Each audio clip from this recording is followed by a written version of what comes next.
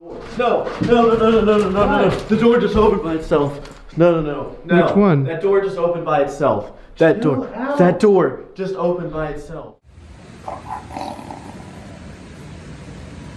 I've got a knife in here.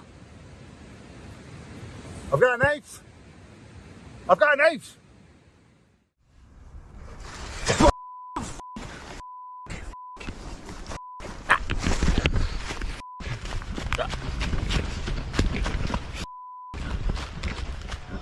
Who's out here venturing into the darkness of the wilderness, alone and vulnerable?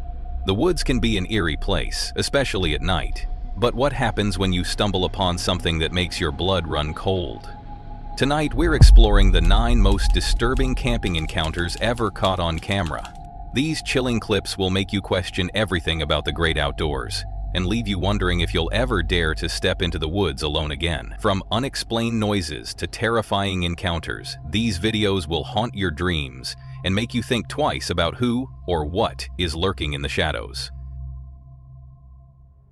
Jake Travis, the adventurous guy behind the Hoggett Project, was out on his latest camping trip in the rugged mountains of Washington State. His plan was simple but exciting. Dive into the wild, capture his experience, and explore strange happenings that seem to lurk in these dense woods. Back out here in the mountains, and I'm thinking of going up to the top there, having a look. If that doesn't work, back in here looks like it's flattening out. Made it to the top. Little did he know, this time he'd find something far scarier than just a quiet night under the stars. The day started like any other. He hiked up the trail toward a spot near a creek running through the woods. The sound of rushing water, the fresh smell of pine trees, and the peace of being alone in nature surrounded him as he looked for the best place to camp, away from other people. He found a small, flat area that seemed perfect. The ground was soft, probably from animals passing through, and the trees were in good spots to hang his tarp. But as he started setting up camp, something felt off.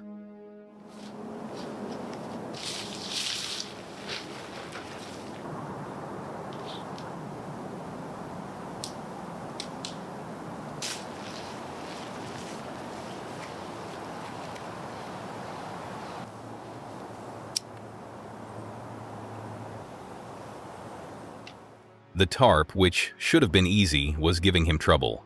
The trees weren't in the best spots, and he realized the tarp wasn't square, making it a little harder to set up. But Jake pushed through and got it up, creating a slanted shelter against the hill. By the time he finished, the sky was starting to darken. As the campfire flickered and the air grew colder, Jake began to feel uneasy.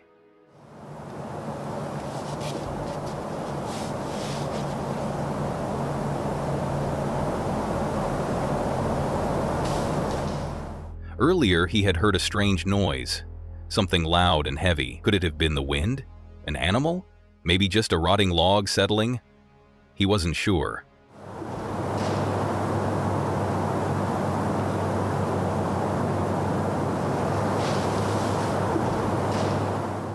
But then, as if the woods were playing tricks on him, another noise came from the forest, this time closer, the crunch of footsteps on dry leaves and twigs.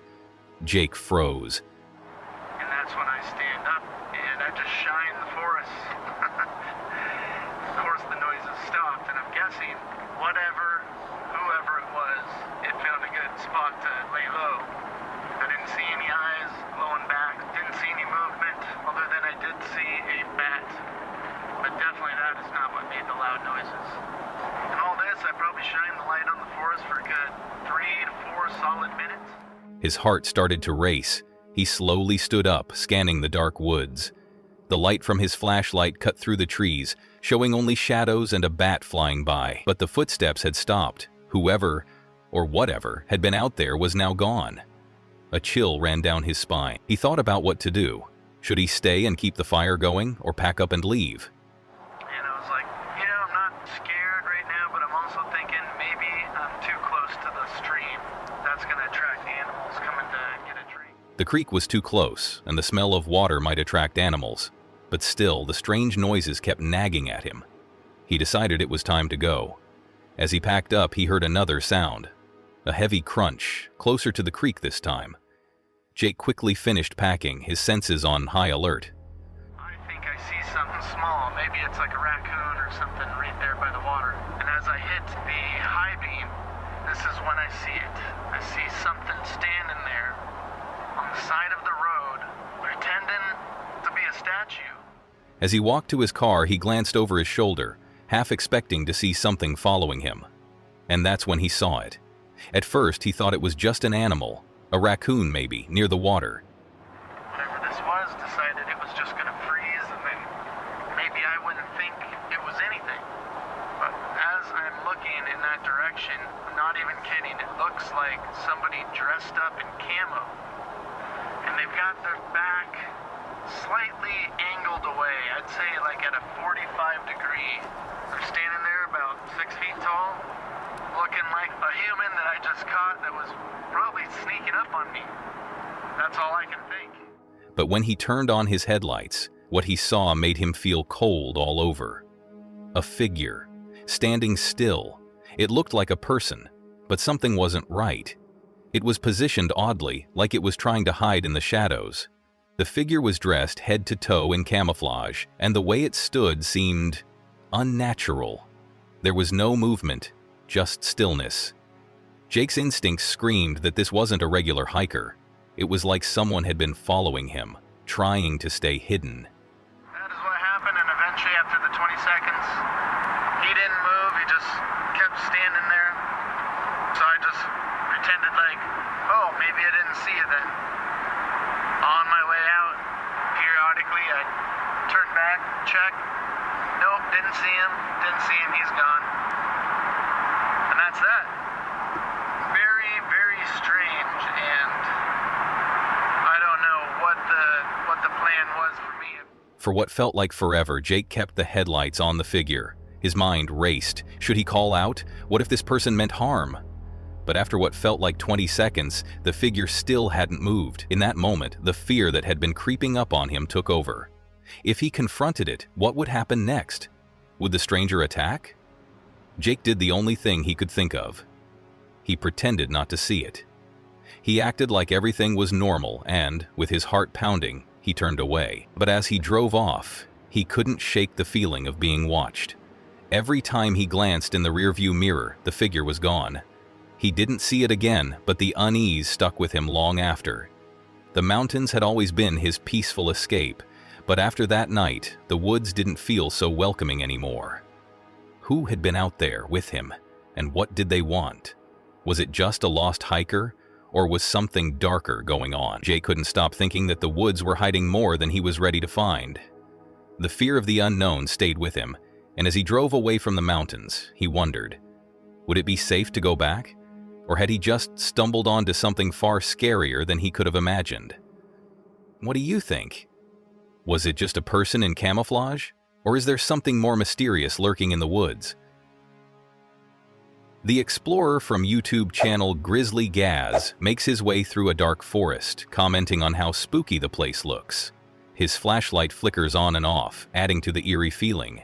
He jokingly mentions that it's a school night, but it's not unusual for him to be out exploring. I'm in this woodland, and I've heard that pagans come in here to do their rituals. Is that what you want to call it? So I'm looking for, it's a large down tree, and it's around this area somewhere. So I'll have to figure out where that is quickly because we're losing light. As he walks deeper into the woods, he talks about rumors of pagans coming to the area for ceremonies, which makes the adventure feel more mysterious. The explorer is looking for a large fallen tree that's said to be connected to pagan rituals. He finds it, but even before seeing any signs of rituals, the place already feels strange. Despite this, he decides to set up camp near the tree. The camera shows the woods getting darker, and his gear only gives off a little light, making the area feel even spookier. Once his tent is ready, the explorer talks about having dinner, bacon mash, and jokes about his dog, Fendi, causing some trouble. He also mentions how cold it's getting, noting the temperature dropping as night falls. Have you ever lost a pair of trousers?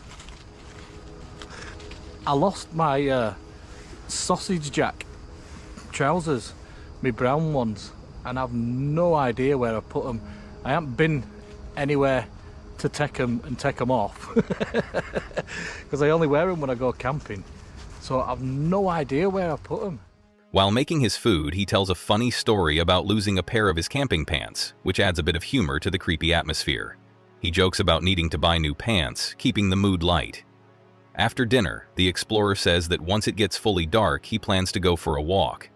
He talks about how creepy the woods are at night, with only his flashlight lighting the way. As he walks further with Fendi, the woods get even more unsettling. He mentions how hard it is to walk through the woods in the dark, with no clear paths, just animal trails. He hears strange noises, like acorns and leaves falling, which are much louder in the quiet night, making it hard to tell if they're just normal sounds or something spooky. As the night goes on, the explorer starts to feel more uneasy. There's a slight breeze in the air, so there's lots of things just dropping from trees because it's autumn now, so there's conkers and all sorts of stuff dropping out over here in front of me.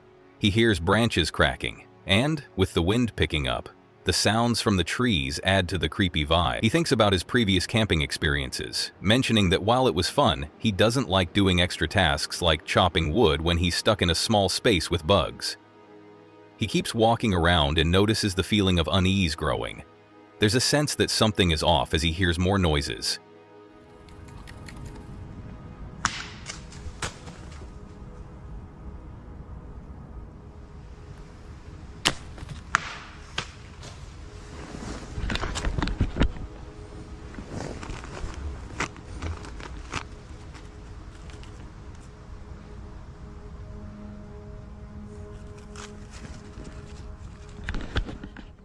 Some of the sounds seem too close, and he talks about the danger of falling branches, which can be deadly. The explorer hears more noises, including something that sounds like footsteps or someone walking nearby.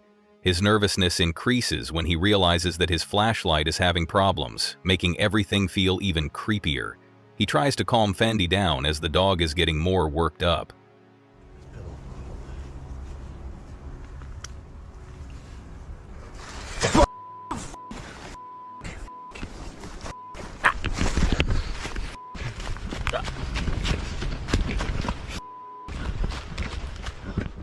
The explorer's worry grows as his light flickers off and on. GoPro's nearly dead and all. Let me try to find a torch. This makes everything feel even more tense. At one point, he mentions that the battery in his GoPro is running low, which adds to his sense of vulnerability. I think best thing to do now is to pack up and get out of here. I don't like being in this tent now, not one bit. I'm going to leave you running to make sure. He starts to feel trapped and more anxious, saying he doesn't want to be in the tent anymore. By now, the tension is high. The explorer hears more strange noises and can't tell if it's just the wind or something else. His flashlight keeps malfunctioning, which makes him even more scared. He talks about how uneasy he feels because of the flickering light, the strange noises, and Fendi acting anxious. He even considers packing up and leaving the woods, feeling disoriented and scared by the darkness. The explorer talks about how things feel even more wrong now, and that he might need to leave the area. His growing panic and the strange sounds are getting stronger. The situation reaches its peak when the explorer hears loud shouting and running noises, as if a large group of people is coming toward his camp. This makes him feel even more exposed and forces him to grab his things quickly. He doesn't want to stay there with those noises getting closer. He hurriedly gathers his gear, leaving behind his tent and some other equipment as he rushes to get out. Wow, what a crazy night that was, eh? When I was packing up, I managed to get my my sleeping bag and everything and get that in my backpack. Then I heard loads and loads of screaming, like shouting from men, and it sounded like there were about 20 or 30 of them. And then they all started running, and it sounded like they were coming towards tent, so I just grabbed my bag and off skis, because my keys were in my bag. His heart races as he realizes the sounds might be close by. In a panic, the explorer leaves the area with Fendi, leaving some camping gear behind. He says that while he's okay with being scared, the thought of losing his equipment makes him more upset.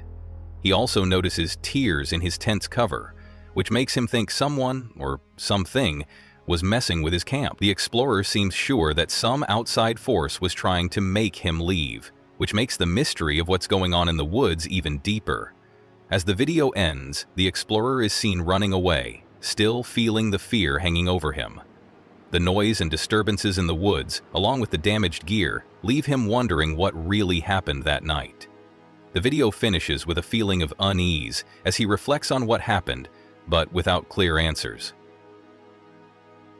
Two girls, you might know them from their YouTube channel Camper Vibe, wanting to escape the busy noise of the holiday season, decided to head into the quiet woods of Pluckley, England, a place known not only for its beauty but also for its spooky reputation. Looking for peace and quiet, they set up their tent and got ready for a night under the stars. But this wasn't just any forest. It was one of the most haunted places in the UK. Pluckley, a small village nearby, has the title of Britain's most haunted village. With 14 known ghosts and a strange history of mysterious deaths and disappearances, it's even in the Guinness World Records. If they had looked it up before arriving, they would have known how strange this place was. But they decided to go ahead with their adventure, wanting to ignore the creepy feeling around them. Instead of turning back to go home, the ghosts chose a road on their own. The woods were known for ghost stories, like the ghost of a highwayman who was killed and beheaded in the 18th century. But there were also more recent and disturbing stories about murders and disappearances, which made the place feel even more unsettling. As night fell, the girls, with a ukulele, a campfire, and a simple dinner of meatballs and pasta, tried to relax. But the forest had other plans. The peaceful sounds of the forest quickly changed to odd noises. Honestly, I've never known a woods with so many strange noises. It's not just your normal birds and stuff and planes. There's a lot of planes. There's like this weird, I don't really know how to describe it, but burn out in a bit, sit here and enjoy a fire for a little while and then head to bed. The hammock's really comfy, thank God, so I should sleep well, I would think. Where's my big bean? What was that noise? Footsteps, movement near their tent.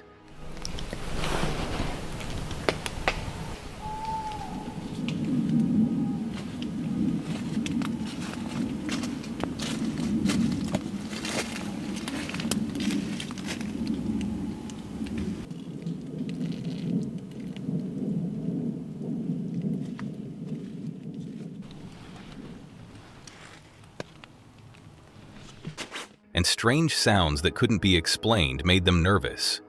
It wasn't just animals, something else, something human, seemed to be lurking in the dark. What the was that? I don't want to turn the light on because I'm pretty convinced there's been a person or persons. What the fuck?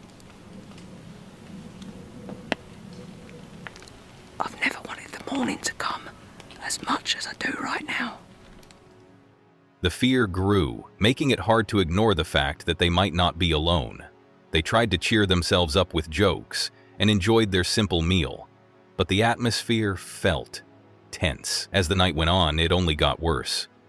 What started as weird noises turned into clear footsteps around their camp, walking back and forth all night.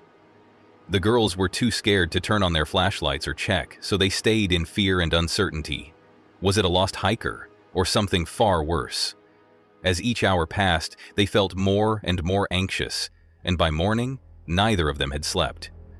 The frightening feeling from the night stayed with them, but when morning came, they pushed themselves to continue. They grabbed their cameras, packed up their stuff, and headed out to explore.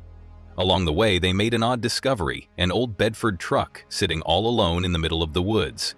They had no idea how it got there, but it seemed like the kind of place someone might hide from the strange happenings around them.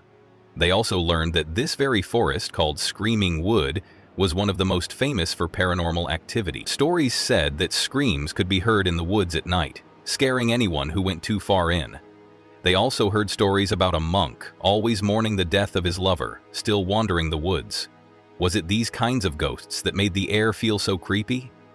That night, their dinner was a bit fancier: steak, chips, mushrooms, and sweet corn. They tried to ignore the unsettling noises, focusing on their meal and each other. But the quiet that often fell over the woods was enough to make anyone feel uneasy. Even as they settled in for another night, knowing the haunted history of the place, they still felt scared. The wind picked up and the trees creaked. The air was still, and the deer they had heard earlier now seemed eerily quiet. Then the strange noises came again. Footsteps, slow and steady, walking around their camp. But this time, they were too scared to look. Was it something supernatural, or just their nerves getting the best of them in such an eerie place? In the end, the night passed without anything else scary happening, but the strange sounds and ghost stories stayed in their minds long after the fire went out. It was definitely the most haunted camping trip they'd ever had, and even though they didn't believe in ghosts, they couldn't shake the feeling that something, or someone, was out there watching them in the cold, quiet woods. This wasn't just a camping trip. It was an adventure into the unknown, a place where history, ghost stories, and spooky experiences all came together for a memorable, though scary night. The girls may have walked away with more questions than answers, but one thing was clear: they'd never forget their night in Pluckley's haunted woods. Tom, a 26-year-old app developer from Essex, recently started a new channel, Thomas Locke, for IRL vlogs, where he shares his outdoor adventures and personal life with his viewers. I hope that's how it ends up working out. I've just come back from a really heavy leg day at the gym. I'm still like sweating like mad. It took half an hour longer than I expected it to, so I am leaving for this wild camp. In this video, he's going on a solo wild camping trip even though he's running behind. After a tough leg day at the gym, Tom is already feeling tired and sweaty, but he's determined to make it work. He's late to leave and the sun will set in about 40 minutes. He still needs to drive for 20 minutes and walk another 20 to reach his camping spot. He's cutting it close, but that won't stop him. While driving, the sunset light reflecting off the car makes everything feel magical, and he gets more excited about the trip. He jokes that he'll be at a feast for the mosquitoes tonight since he's covered in sweat, but it doesn't stop him. Tom wasn't planning to camp at this spot originally, but since he's running out of time, he picks a closer location. When he parks, he sees his dog Airy loving the open field, running around happily. This lifts Tom's spirits, as he's still feeling the pressure of being late. The path to the camp is overgrown, and Tom isn't quite ready for it. There are nettles and thorns scratching his legs, and he realizes he should have worn long pants. After struggling through the thick brush, he stops to change into the right gear. Once he's ready, the trail becomes more manageable, and he feels a bit better. It's quiet though, and as he walks, he hears the faint sound of a tractor nearby. He's happy to be away from busy paths, but there's still something strange about the silence. As Tom moves deeper into the woods, something feels off. He can't shake the feeling that he's trespassing, not legally, but in a spiritual sense. His dog's tail, he keeps looking over there. His tail. It's just completely dropped. He keeps looking in that direction. The woods are so quiet, and it feels like something's wrong. Airy's behavior makes him even more uneasy. The dog starts acting strange, staring at one spot in the woods, tail down and eyes darting around. Tom feels more uncomfortable. It's not just the quiet, it's like everything around him is watching. He wonders if he's just imagining things, but something doesn't feel right.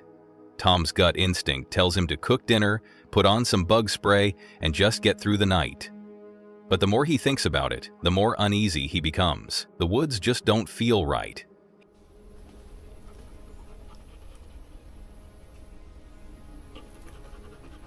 Just birds, mate, just birds. Yep.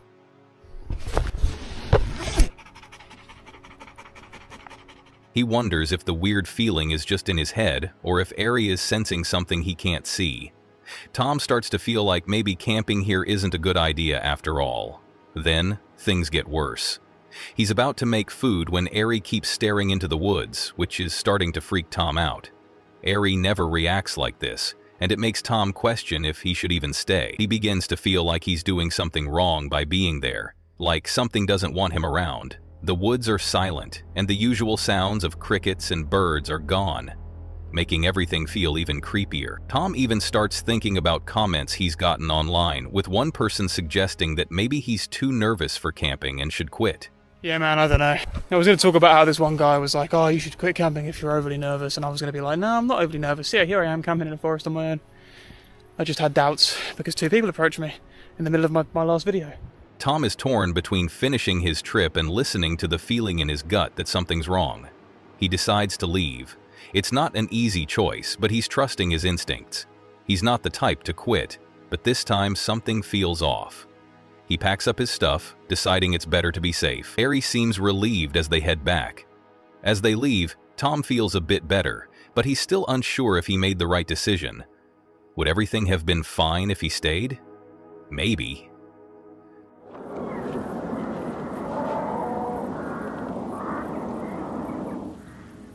But just as he's thinking about it, something strange happens. Out of nowhere, he hears a loud noise from the woods that makes the hairs on the back of his neck stand up. It doesn't sound like any animal or person he knows. His heart races and his voice drops, filled with fear. You won't have heard that because I've got my mic on me.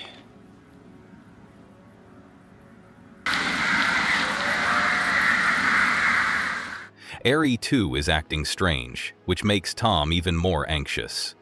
Now Tom is completely sure that leaving was the right call. The strange noise and the weird vibe in the woods confirm that it wasn't a place he should have stayed. As Tom walks away, he reflects on how maybe his mind was playing tricks on him, but he's okay with that. He doesn't regret leaving. In the last moments of the video, Tom's voice becomes quieter and more serious. He thinks about how leaving doesn't feel like failure, it feels like survival. As he walks away, the video shows him glancing back at the woods one last time. Tom finishes the video with the feeling that something supernatural might have been going on. The strange noise only confirmed what he already suspected, that the place was off. While he doesn't have an explanation for what happened, he's fine with that. He made the right choice to leave, and he feels at peace with his decision. Urban explorers have a talent for finding forgotten places, and one such group, based in the Greater Toronto Area, GTA, set out to explore a creepy location, the abandoned Gundry Sanitarium. Built in 1880 by architect Charles Baker, the sanitarium was originally a private facility for women who needed rest and care away from home.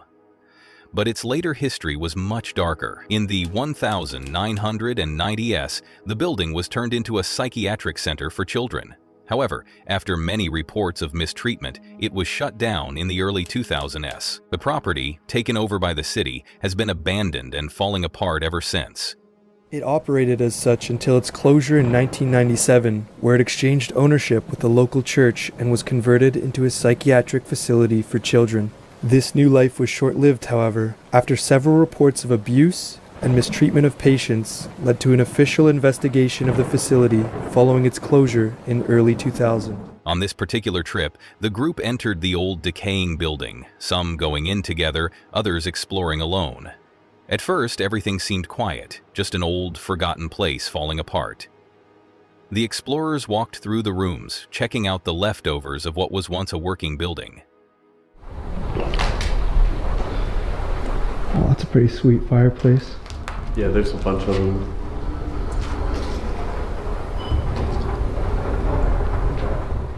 They found old fireplaces, broken windows, and a strange level of damage. The walls had stories to tell.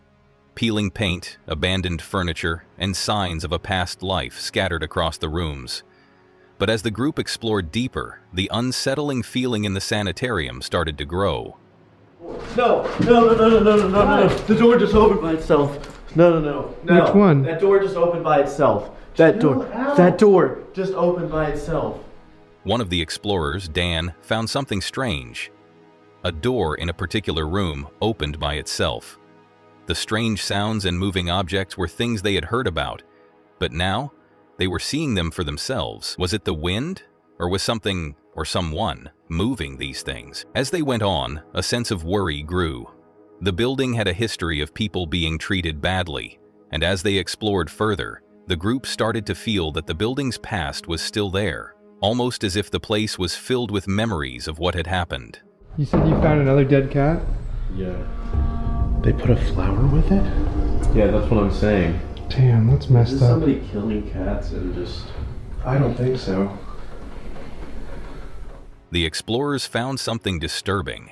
A dead cat, still smelling bad, trapped inside the building. Dan thought the poor animal might have wandered in and couldn't find a way out, but the smell stuck around, mixing with the rotting air, showing that this place had been empty for a long time, but still not totally abandoned. They also found odd marks on the walls, children's drawings, religious papers, and strange messages. Even though they didn't believe in ghosts at first, the group couldn't help but notice some weird things happening. Yeah.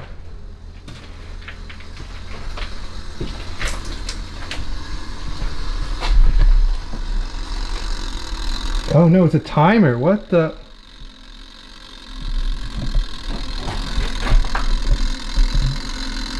Did you wind up this timer? Things were moved around, and a strange ticking noise from an old jacuzzi timer made the place feel even more creepy. The most unsettling thing they found? Dolls. When they went back to the room with the dolls, they realized the dolls had been moved. They were in different spots than where they had left them. Was it the wind? Or was something else going on?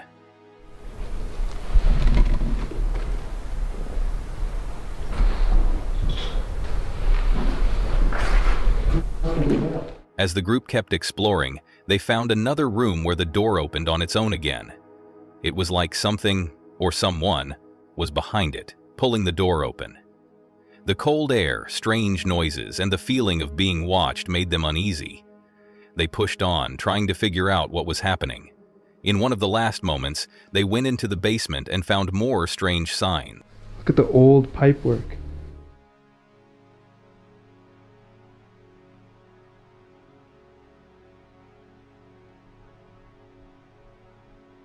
The old pipes and equipment from when the building had been a psychiatric center told a sad story of when it had housed vulnerable children. When they reached the top floor, a final mystery was waiting for them. The dolls had been moved again, in a room where the atmosphere felt heavy, like they weren't alone. Was the Gundry Sanitarium haunted? Was something living in the walls making those strange sounds? Or was it just their minds playing tricks in such a run-down, creepy place? The explorers didn't have answers, but they did have footage, proof of their experience.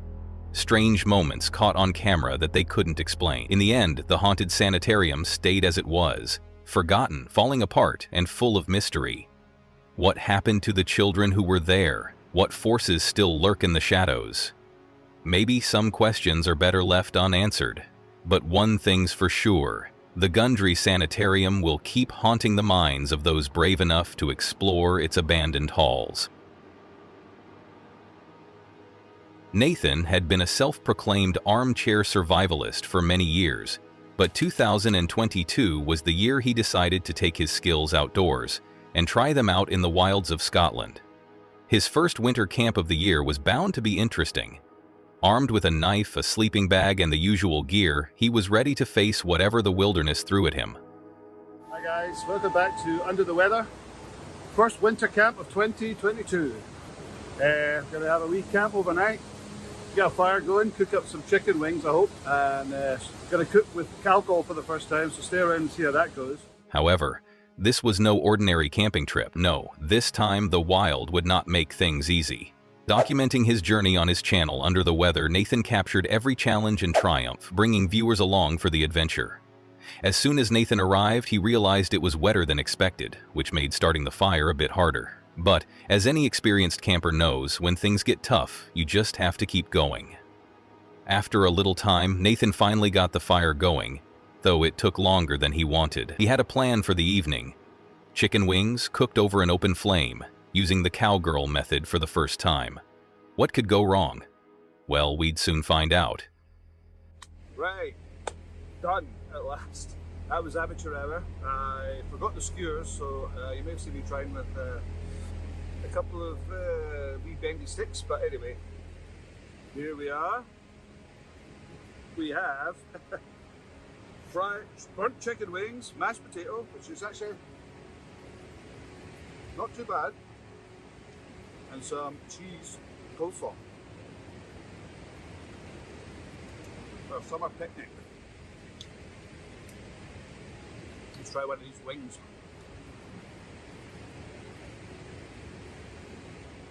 Next, it was time to try out his new sleeping bag. Nathan had brought along a fine nature hike sleeping bag designed for winter camping.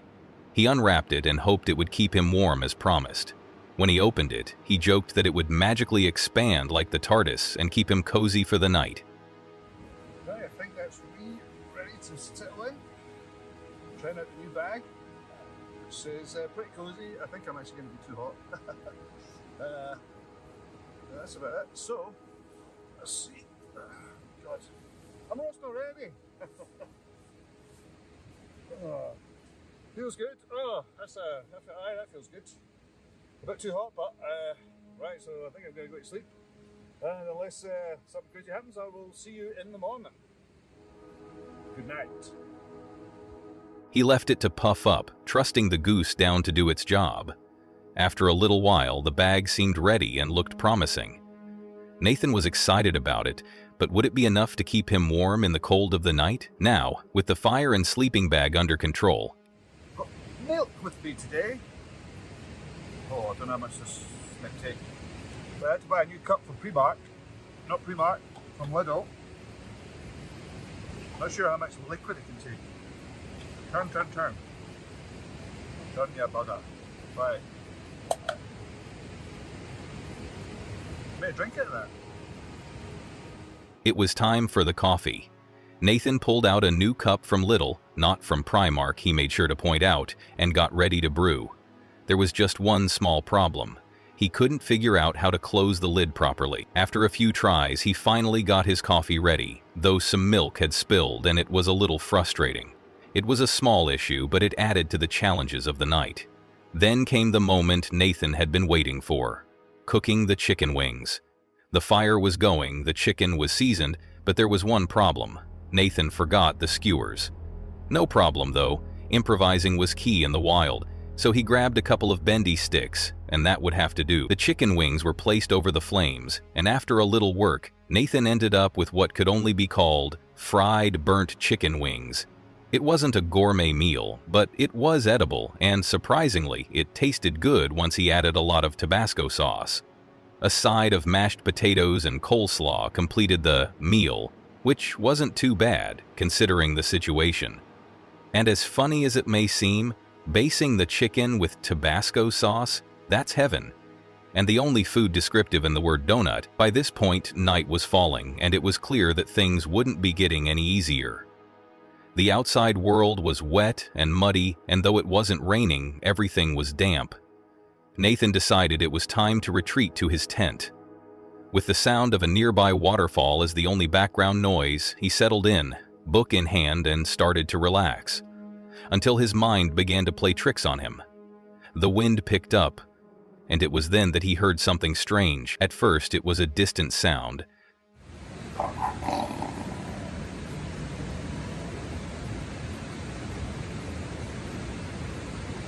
I've got a knife in here.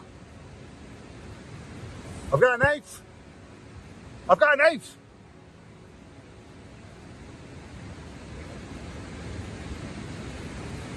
Right. Something like a laugh. Was there someone else out there with him? Impossible. Nathan was sure he was alone, isolated on a tiny island with rivers on both sides. No one could possibly be nearby. But the laughter kept going, followed by the sound of footsteps near the water. Hello? Hello? Hello? Jesus Christ. Fuck that. Nathan's heart began to race. Was it an animal? Was there someone out there? He didn't know. In his nervous state, he joked that if anything happened to him, this would be his last will and testament, but he was really feeling unsettled. After hearing what sounded like someone moving near the water, Nathan quickly grabbed his knife and got ready to investigate. His heart was pounding as he heard more sounds. Was someone there? Or was it just his mind playing tricks on him? He didn't want to find out, so he quickly ran back into the tent, trying to convince himself it was just the wind or something natural. He eventually managed to fall asleep, but not without a lingering sense of worry. When morning came, bringing sunlight and some relief, Nathan decided to check outside. Thankfully, the strange noises hadn't been caused by any dangerous visitors. though his fire had long since gone out because of the wet conditions. Everything looked the same, wet, cold, and a little less magical than he had hoped. But Nathan was ready with some modern fire-starting methods, and soon he had a small fire going again. He thought briefly about the night, the strange noises, the mistakes, and the small wins. He hadn't expected it to be easy, but this was all part of the adventure. There were still lessons to be learned, and the day was just beginning. Packing up his gear and taking one last look at the wilderness around him, Nathan couldn't help but feel proud. The wilderness had thrown everything it could at him. Wet weather, tough fires, an eerie night, and even a mistake with the chicken wings. But he had made it, and he'd learned something new along the way. Before leaving, he gave a quick shout-out to viewers. Like and subscribe if you can, I really appreciate it. And with that, Nathan signed off, ready to head back to civilization, knowing he'd be back again for more wild adventures in the future. And as always, the team at Under the Weather promised to return, eager for the next challenge. The video from the YouTube channel Grizzly Gaz begins with the host and their dog Fendi setting off to explore an old ruined church that still has its tall tower, along with a forgotten graveyard that is said to be haunted.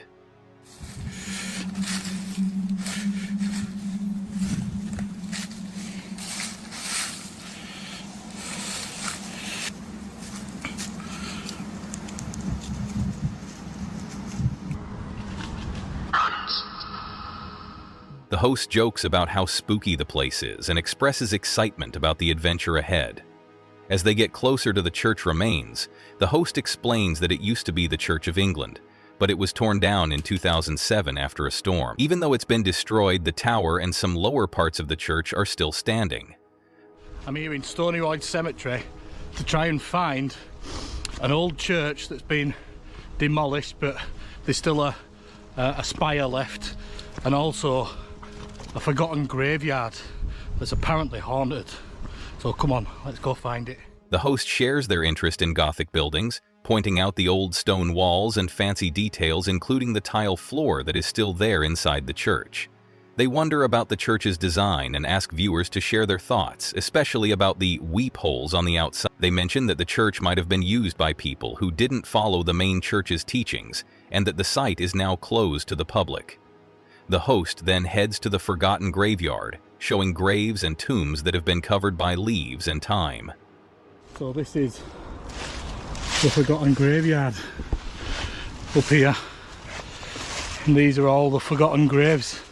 They mention that the cemetery has stones remembering those buried there. The host talks about the eerie feeling in the air, mentioning church bells and a notice that the cemetery is closing. As they explore, the host shares some history of the place.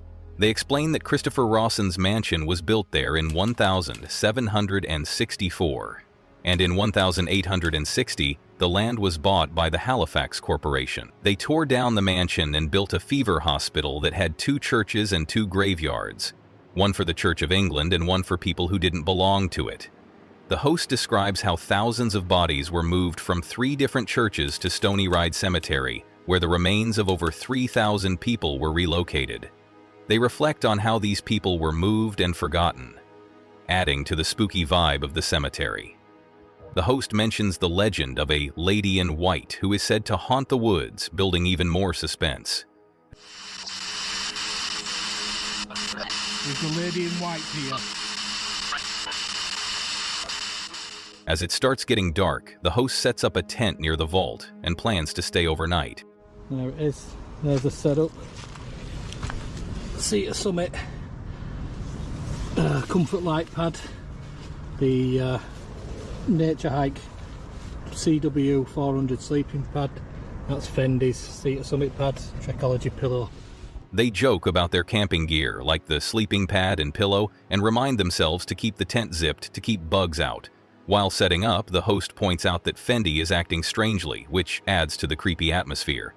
Setting up the tent gives a break from the tension, with a nice view of Halifax in the background.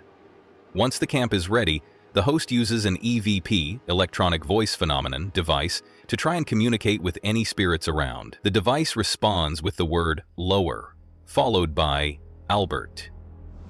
If someone's here, will you come and say something into this device?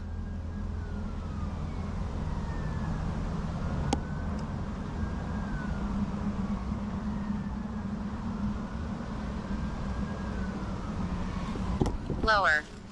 Lower? The host is curious and asks if Albert is there.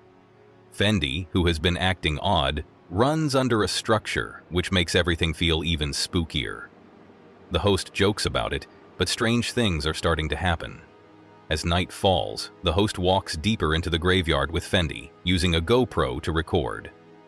They're unsure about the footage in the dark, but they're determined to keep exploring. They find a dark and spooky part of the site, where they hear strange noises and see shadows that might be from ghosts.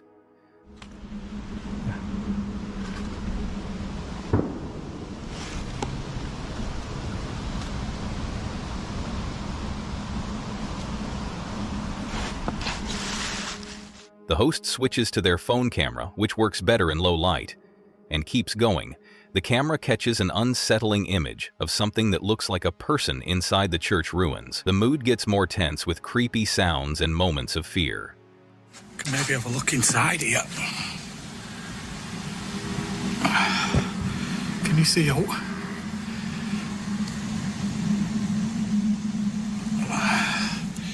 At one point, the host finds a disturbing image of a cat in a pet cemetery and jokes about the movie Pet Sematary. This makes everything feel even creepier, and the host mentions that they might need to leave soon before things get even weirder. They keep exploring, focusing on the spooky church tower and the haunting stained glass in the moonlight. The mystery deepens as the host comments on the beauty of the place, even though it feels eerie. As the night goes on, the host has a strange moment when they see something they describe as a strange little creature. It's hard to tell if it's an animal or something else, but the host is a little shaken. Fendi seems to sense something too, but the host reassures the viewers, saying that they have their dog for protection. They're relieved when the exploration for the night ends, but the feeling of tension still lingers, leaving the door open for more spooky events. The video switches to the next morning, with the host waking up around 6:30 a.m. as the sun starts to rise. They think back on the experience, noting that nothing especially paranormal happened during the night, though the atmosphere was still unsettling. They joke about their camping gear, including a comfy sleeping bag, and share a funny moment with Fendi. The host says that nothing supernatural happened, but they still feel the thrill of the eerie adventure. Larry's channel, Work Less, Enjoy Life More, was all about getting away from the stress of always working and living with less pressure.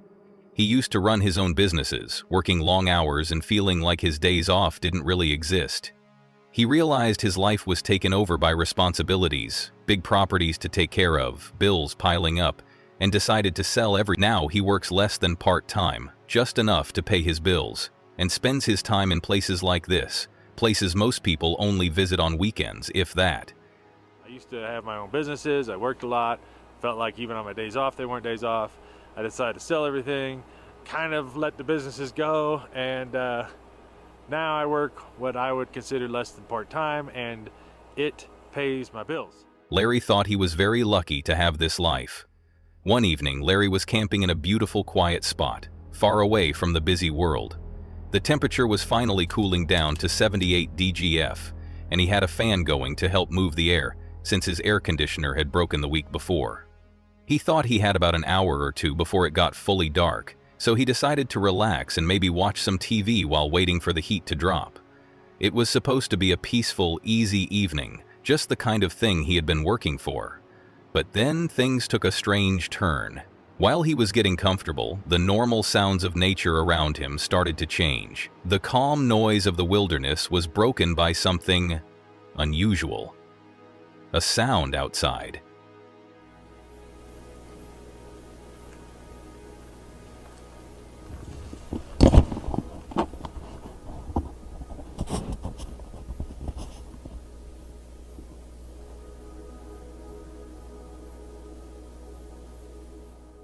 At first, it was quiet, but clear, a distant sound of footsteps walking outside his camp.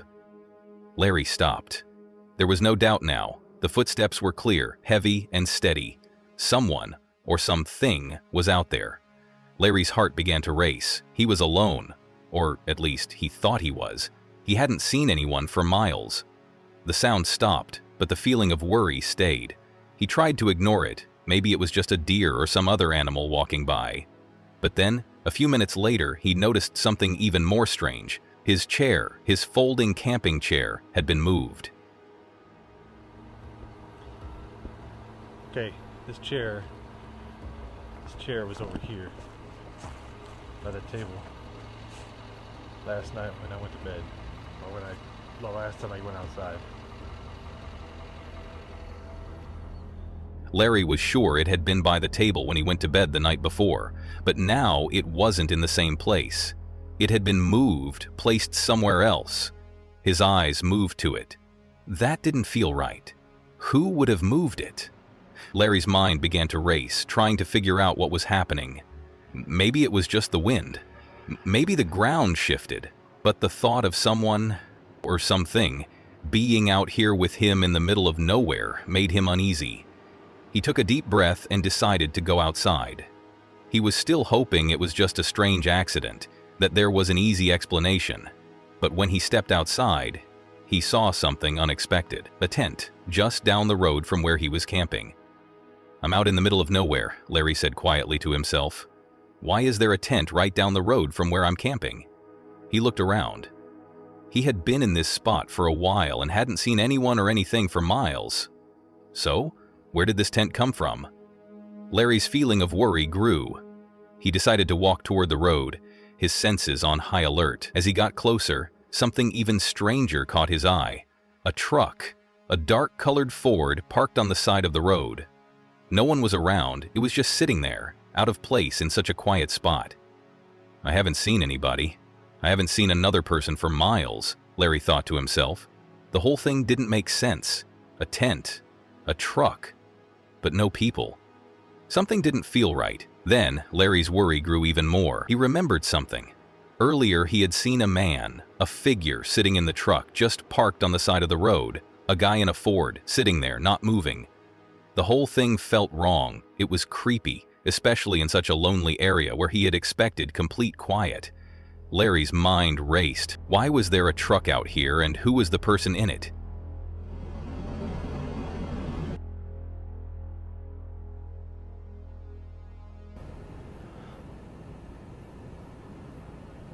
I'm out in the middle of nowhere. Why is there a tent? Like right down the road from where I was camping.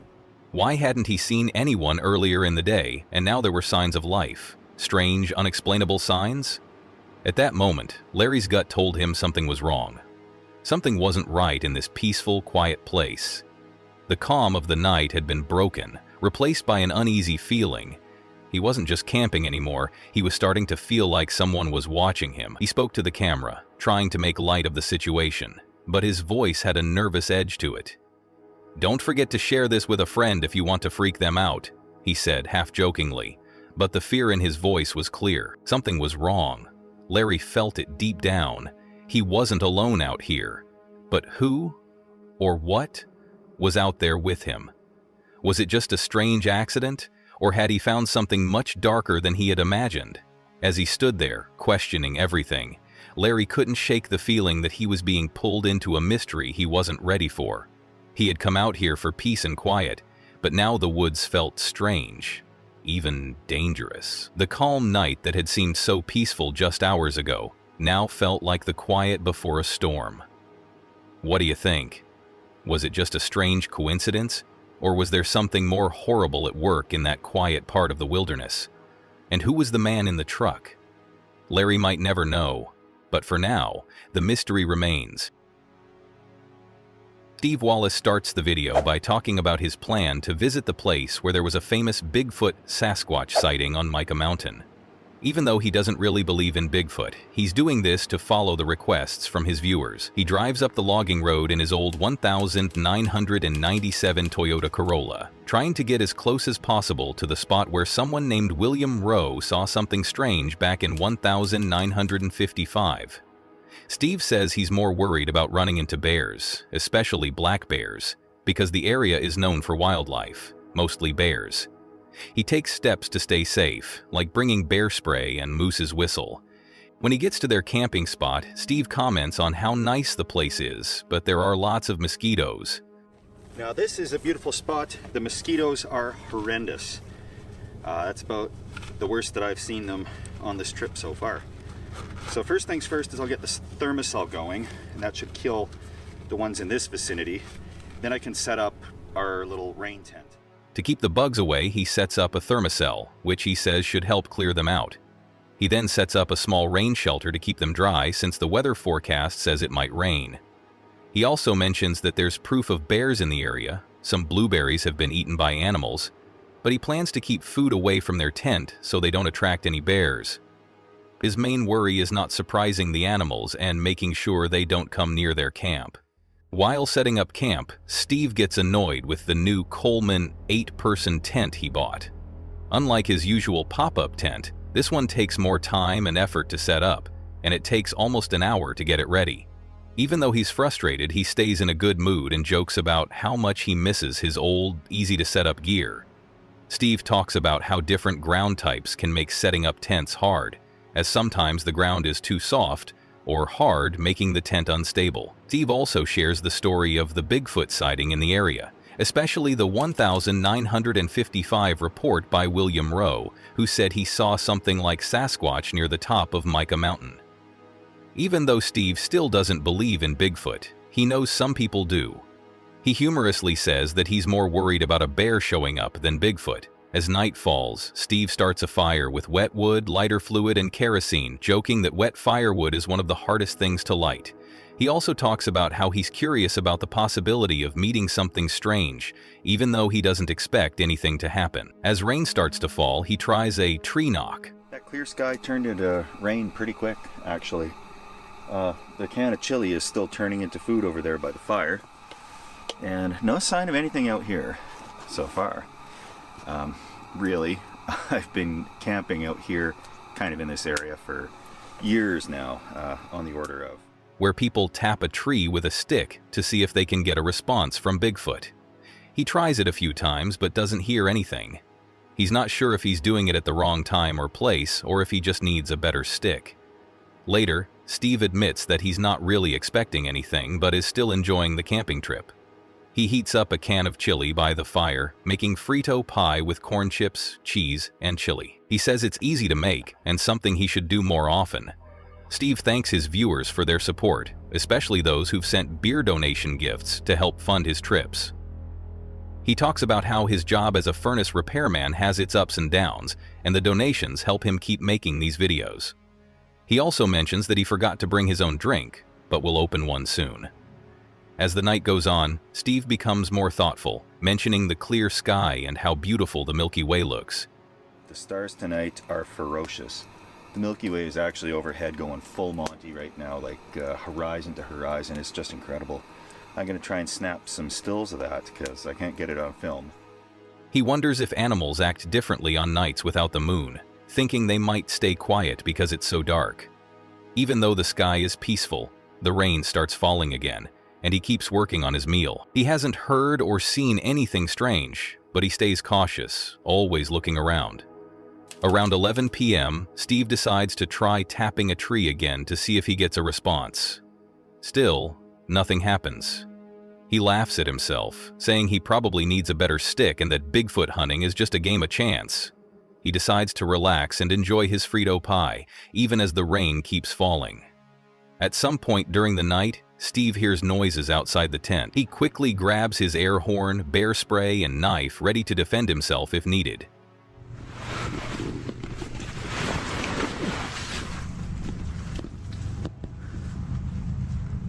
I'm in close.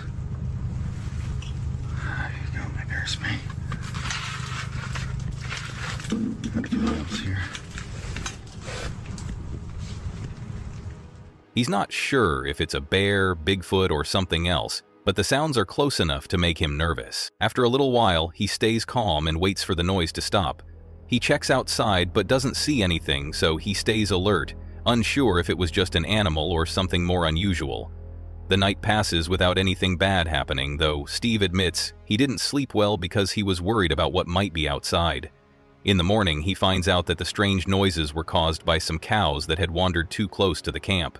causing a stampede. Steve laughs and says the cows were probably just as confused as he was. There's no sign of Bigfoot or any other animals, but he reflects on how easy it is to mistake animals for something scarier.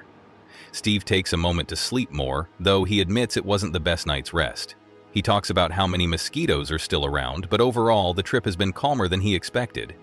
He ends by saying that even though he doesn't believe in Sasquatch, he stays open to the idea, though he's still more worried about bears. He finishes by reviewing the tent, saying it was a good purchase despite the setup issues, and that he'll bring it on future trips.